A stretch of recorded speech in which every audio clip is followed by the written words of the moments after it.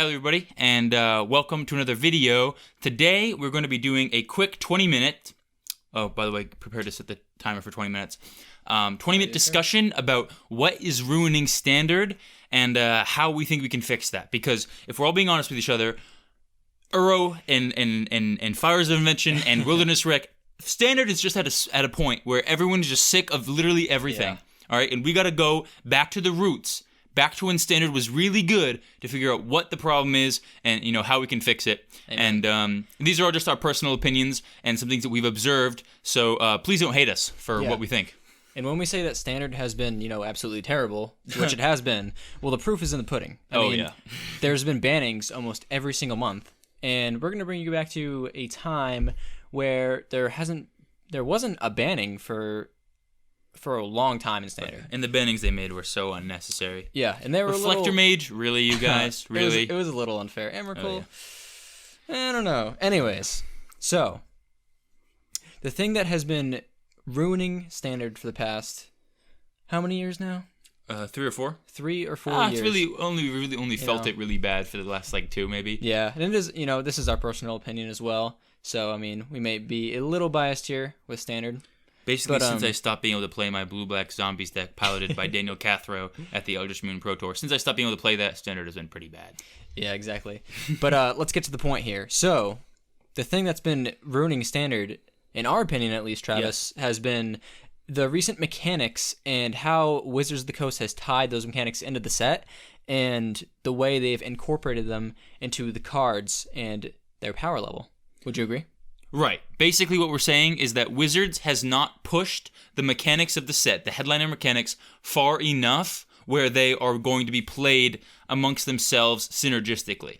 Okay, so the time back in the day when this was the case, in our opinion, was the Innistrad Eldritch Moon block and then, prior to that. But that block itself had it made.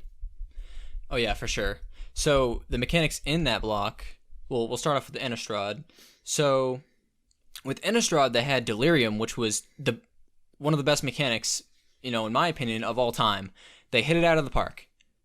And, cards like Traverse the Uvenwald, cards like that really showed the power of Delirium, are just insanely, balanced, is the word I'm looking for, and also, I guess. they saw play. And they saw play in strictly Delirium decks. The point that we're trying to get at is that Wizards has been just printing too many cards that are by themselves very good with no synergy. The cat's playing with a ping pong ball. With no synergy among the other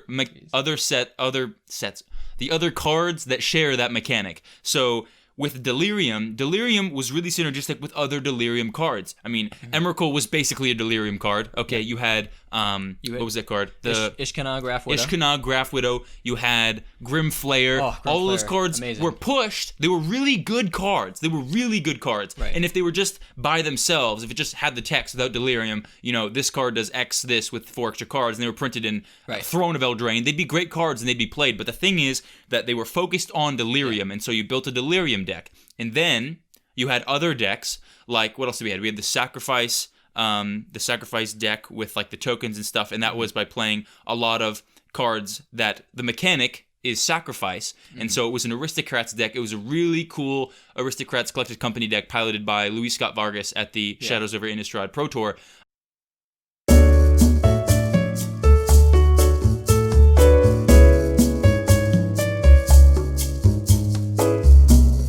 All right, folks, brief intermission due to the cat stepping on the computer and actually pausing the recording. So here, put your foot by the computer so that he can't walk by it. All right, so what we were saying was, you were saying the line exactly, it was more of a Zendikar. What was that idea? It was more of a Zendikar mechanic towards that Sacrifice deck, but it did show, that even that set was, geared towards a specific thing that Wizards looked at the format and said, you know what, they want this deck in the format, which in that case was Aristocrat. So you had stuff like Blisterpod, you had Catacomb Sifter. I think that was from Origins though. Zulaport Cutthroat, and then Catacomb Sifter was Battle for Zendikar. Oh, okay, yeah. So my memory's a little bit right. Also, you forgot to set the 20-minute timer. I got it, brother. Oh, you do? Yes, sir. Well, how much time we have left? Wait, 15 minutes? 15 minutes, guys. We got to move on. So, anyways, the idea is that Wizards focused on pushing the mechanics of a set. Now, you might say, well, Sacrifice is not like a headliner mechanic, but it was. They printed cards like Catacomb Sifter. They printed cards like Zulaport Cutthroat. They printed Sacrifice outlets like, what was the big Sacrifice outlet? It was the... Oh, come on. What is that card? We're going to bring it up. Was it? No. It was... Viserys here wasn't... No, it wasn't Viserys here. It was the 3-mana 2/2 sacrifice creature gets +2/+2 until end of turn. Oh, it's a zombie. Nantuko Husk. Nantuko Husk. There we go. Please. Zombie Husk. Yeah. Okay. So anyways, they printed those cards to push that mechanic further, okay? Now, let's contrast this idea, okay, with Delirium, even with Investigate. Investigate was actually pretty cool. You had the Briarbridge Patrol, and then Tamio's Journal, Sacrifice 3 Clues combo, and then you put, some weird green creature into play. You had cool things like that. You had... Well, I mean, Thraben Inspector is literally a 1-mana common, and the words Investigate on that card mean so much. Oh, yeah. And that card saw so much play. It made it the best 1-drop in the entire format. And if that doesn't tell you that the mechanic is good, and it was tied to that card correctly, I believe it was, it really shows the power that a certain mechanic can have on cards printed in a set.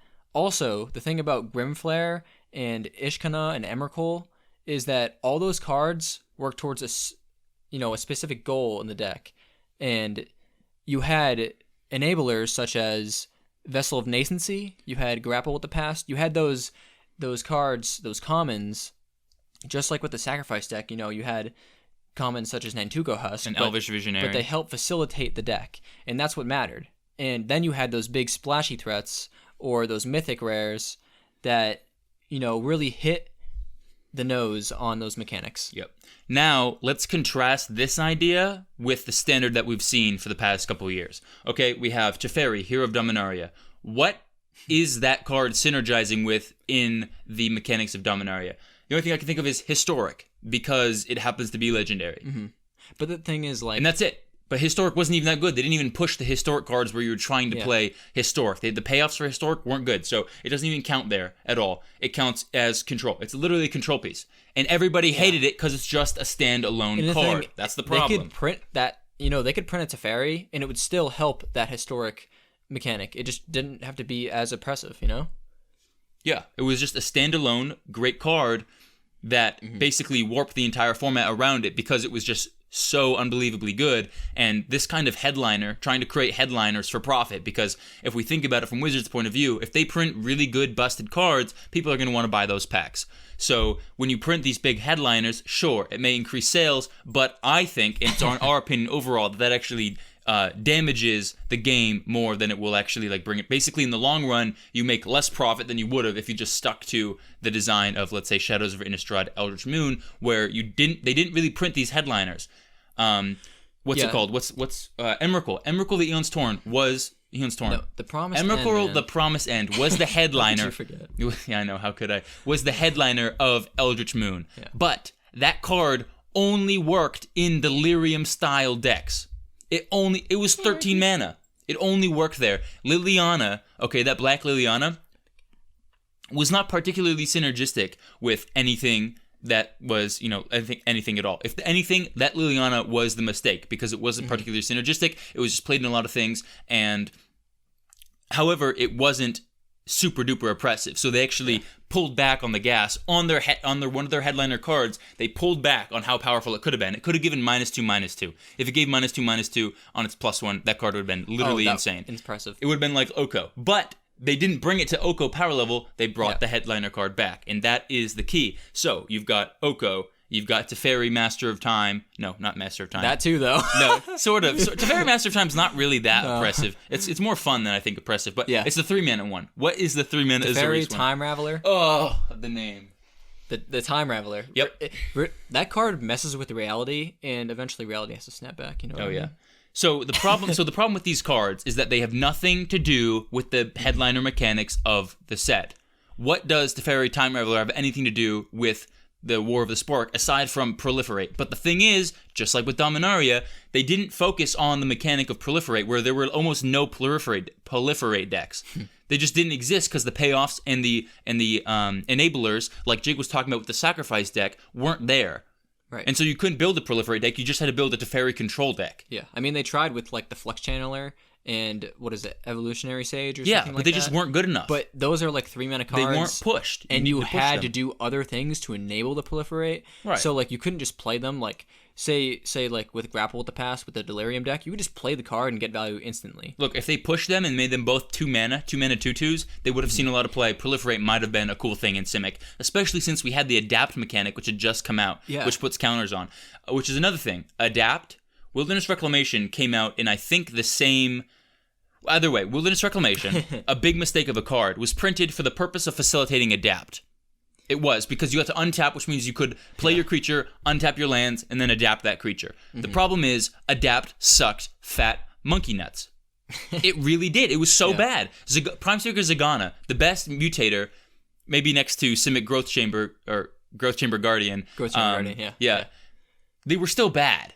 They saw very limited play at all. I think the mono green Stompy deck played the Growth Chamber Guardian, but that was for like a period of like a few weeks, and it wasn't maybe. And it wasn't for the purpose of it wasn't for an adapt deck. It wasn't like an adapt deck where you got payoffs for adapting. It wasn't like that at all. And so Wilderness Reclamation instead went into a control deck, and that's where the problems began. Yeah, like Travis just said, the problem with Wilderness Reclamation is that that's an insanely powerful effect, and you're gonna have insanely powerful instance in that period of time. And it's not even the set though. It's just like you're gonna have those instants in standard. Yep. So if you have a powerful instant from the past 5 sets, but they did print them in the set with expansion explosion.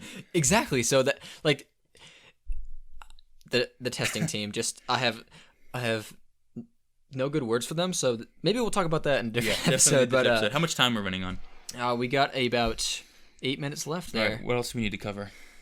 So also something I want to say about the War of the Spark thing is that, they made I know what you're going to say. They made these planeswalkers like insanely powerful, and even at like a rare level, like Nissa just destroys the format. And Teferi, that's a rare if you can believe that. Yeah. But like the thing is, if they could make those planeswalkers a lot less powerful and a lot more fun, and at the same time strengthen the base around that proliferate mechanic, because what that will do is that will make those slightly less planeswalkers that are, slightly worse planeswalkers that are more fun to play, more playable in a standard set. Right. So a big problem they had with War of the Spark was that the idea is that you have Nicol Bolas and his giant armies versus the planeswalkers. But the thing is, you didn't have very good synergy between planeswalkers. There should have been a lot more things that relied on you having planeswalkers or on the battlefield. That should have been what you were trying to do with decks in that set. Proliferate should have been better, so that your planeswalkers, so having multiple planeswalkers gave you lots of benefits. And the planeswalkers should have had synergy with each other, so that they would actually work together, so you could actually assemble a team. Then on the flip side, they absolutely made a complete design mistake with the army tokens, with Amass. Amass is a big problem because it actually sucks. It sucks really bad because when you're spending cards just to make this one token bigger, and then your opponent can just bounce it with Teferi, Time Raveler, that is the biggest blow in the history of blowing out. What they should have done... We talked about this, is that with Amass, you should have been able to, spread those counters out and make multiple zombie, army tokens. So when you amass 1, you just get that 1 token. But if you amass 3, you should have the option to make either 3 1/1 zombie army tokens, or 1 2/2 and 1 1/1, or 1 3/3. I don't know. I disagree with that level of versatility. What I think should have happened is that every time you amass, whether or not it's an amass 1 on a card and amass 2 on a card, you should then be able to choose whether or not you want to add onto your existing army or expand or make another army. Because the thing with these armies is that you're not going to get a 100 zombie token. It doesn't work like that. So trying to encompass the idea of a giant army of these internalized zombies that are basically that are coated in basically like adamantium or Captain America's shield metal, the idea that you're going to try to achieve that is just laughable. It's not going to happen. So what they should have done is try to make it so you could have a bunch of groups, battalions, like you would have in an actual army. And then when you amass, you can say, all right, I want to make this battalion larger or make another battalion. And now you can have multiple creatures, which would have made the, what's that card called? The 2-mana one that's Bitter Blossom, but for zombies. Oh, Dreadhorde Invasion. Dreadhorde Invasion. They would have made that card so much better. It would have been a nice playable 2-drop that works with Amass, works with Proliferate. They just basically butchered their mechanics, and so only the cards that were really powerful, standalone headliner cards got played. Yeah, so with the Amass thing, like, what Travis is basically saying is that if a card says Amass 2, you amass 2 and get a 2/2 zombie army creature token, and then if you have another card or have another effect that lets you amass again, you should be able to put those, say, amass 3, you should be able to put 3+1/+1s on that zombie army token, which is how it works already, or you could make a separate 3/3 token. Yeah. Is that how you're thinking of it? No, that's exactly what it is. And that would make a lot more sense and honestly just be better. It would be way better because you're not putting all your eggs in one little army basket that doesn't have trample, that doesn't get any special abilities. The only thing that I saw that helps your zombie tokens is either a couple of cards that amass and then give your zombie tokens like lifelink or flying and things like that. But when you're amassing onto one big guy, what does it matter if they've got flying? All you have to have is one flying blocker. If you got 3 different dudes flying that were all 4/4s, that's far better than one flying 12/12, especially in a format that has removal of any kind. Yeah. Literally any bounce spell, which there were tons of. I was playing a mono blue bounce deck on Arena, and there were just so many bounce spells in the format. There's just so many. It's not even the bounce spells, it's the bounce effects at that. Yeah. Teferi Time Raveler, for example. Enough picking apart War the Spark. Yeah. I would like to touch on Mutate a little bit because Mutate has... It's the most interesting mechanic that we've seen in a very long time. Honestly, it's arguably has the most potential out of, the past year or two of mechanics. It has the most potential, I think, in my personal opinion, because, with Mutate, Mutate is really confusing, and they could have simplified it maybe a little more. I'll keep going down the path you were going on about how Mutate, what the potential of Mutate. Yeah, so I believe with the potential of Mutate is that when you mutate a creature, the effect that it gives you is not nearly worth the cost that you pay for the mutate. So either they should have made the mutate cards better or change the mechanic to, slightly modify it to make it either easier or, give you more of a reason to actually mutate onto a creature. And especially, as you said, every format has some amount of removal. So a 2-for-1 is never nice for you, especially when you're mutating creatures that don't even give you subpar effects at times, and your opponent can just, Heartless Act it, and boom, 2 cards gone for 1, and you didn't even really get that much of an effect in the first place. Right. The problem with Mutate, and as Jake is saying, is that you're basically enchanting a creature. That's what you're doing. You're putting an enchantment on a creature is essentially what you're doing. Of course, there are different perks to it, but essentially, it's one big creature of 2 cards. And that is really bad in general because it's the potential for you to get 2-for-1 is very great, and 2-for-1 means that you're losing a card, and therefore you're blown out. Which means that, as Jake was saying, the way that Wizards had to design the mutate cards was so you get a card's worth of value every time you mutate. Because if you're not getting that card's worth of value, then you are down a card when your opponent removes it, because people play removal in Standard. Mm-hmm. It's a thing. Or even just if it goes into combat and it attacks into a Greater Gargaroth and it gets its face smashed in, you've now lost 2 cards, okay, when you tried to mutate. So I think Mutate was both too expensive in the Mutate cost. They should have made it at least 1 mana cheaper. I agree. Okay, on average for most of the cards. And then they should have made the Mutate effect that you got much better. One good example of this is the Sterix. Oh, what's it called? Auspicious Sterix, I think. I'm not sure. It's the green card. It's 5 in a green or 6 in a green. Mm-hmm. No, it's 5 in a green, and then Mutate for 5 in a green, or it's 4 in a green. Anyways, it's a 6. It's a 6/6. It's a 6/6.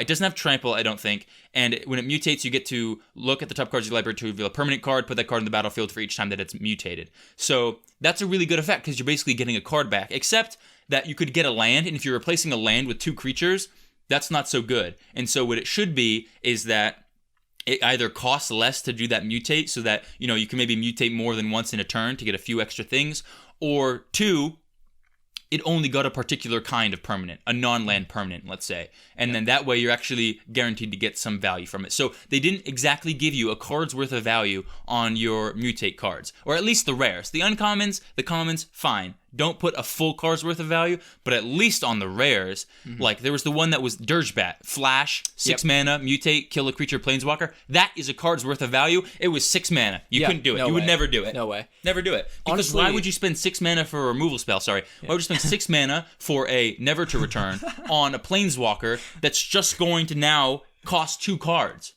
And then Wizard will say, "Well, it gives a flying death touch, and it's a 3/3. Wow, it's a 3/3. Yeah. Maybe when it was like mutated, if it's gonna cost 6, maybe if it had the additional text of like this creature gets +3 when it becomes mutated, or when it's mutated, that might be worth it with the effect of the Dirgebat at 6 mana. Yep. But honestly, they should have made it at least 5 mana, and at most 5 mana. At least at 2. I would give it like a Doomblade. At most 5 mana, and I would have liked it at Doomblade. Remove Flash, give it Doomblade. I like that. Or make it even like a 2/2 if you're gonna make it 3 mana or something like that. But so as you guys can see, this is kind of Travis and I. This is our assessment of the past few sets compared to Innistrad and Eldritch Moon, which hit it out of the park. Yep. And one last thing I do want to touch on is the thing about Wilderness Reclamation, the Fires of Invention card. Where did that card belong again now? What does that card have to do with anything? What does Fires of Invention have to do with anything? Wilderness Reclamation, you could say, okay, it was meant to facilitate adapt. What does Fires of Invention do? It's actually a non-bow with one of the headliner mechanics of Throne of Eldraine, which is Adamant, which wants you to pay 3 of the same mana in order to get an extra effect on a card. But Fires makes you pay no mana. So it's literally a non-bow with that one thing. Yeah. And it doesn't let you... It's a non-bow in 2 things, because it doesn't let you play spells on your opponent's turn. Which means you cannot draw your second card. That means there's 1 extra turn on which you can't draw your second card on. Which is another one of the headliner mechanics. So that card literally does absolutely nothing. If anything, if they were going to print this absolutely disgusting card that belongs in not that set. Not that set. They should have printed it in Theros. Fires of Invention, guys. Come on. Yeah, like Perforos' Forge, something like that. Call it something cool like that. All right, well, we've had our spiel about Fires of Invention. I think this about wraps up. Is that the full 20 minutes? It sure is. Dang. Well, sorry that we have to go. Maybe we can... Cat, I swear to goodness, if you walk over this thing one more time, goodness gracious. Obviously, we can go and talk about this forever and ever. Oh, yeah, we could. But maybe we might elaborate on it more in the future. If you guys like this video, maybe we'll do a part 2. Yeah, we could very much do that. One last thing I want to say is that, just to give credit, because we're sort of ending on a downer note, yeah, some things that Magic did do well. Adventure was done very well. I think that Escape was done pretty well. I know everyone hates Uro, but I think there should have been more payoffs for Escape. But other than that, I think Escape was pretty good. Uro should have been modal. You should have had to choose one of the 3 things: gain 3 life, put a card on the battlefield, put a land on the battlefield, or draw a card. Energy was pretty good. Energy was really good. People think it was way too good, but when you look at Standard now, it really wasn't that crazy. It was great. They should have changed a few things. Aetherworks Marvel should not have cast the card. It should just put it on the battlefield. Some things like that. But they did those things there, and you can always nitpick at those sets. But overall, Energy was pretty fun, pretty good. And, I feel like when you look back on that set now, and that Standard at the time, it's 100% better than, Uro. Yeah, Uro, Nissa, and Teferi, and all this disgusting gross stuff. So if you like this, tune in next time. We're probably going to make a part 2 because I'm really excited about it. And next time, we'll talk about Winota and the failure of humans in Ikoria. Definitely. We can't forget that part. All right. So that about wraps us up. And we're going to head out. So see you next time. Catch you later. Peace.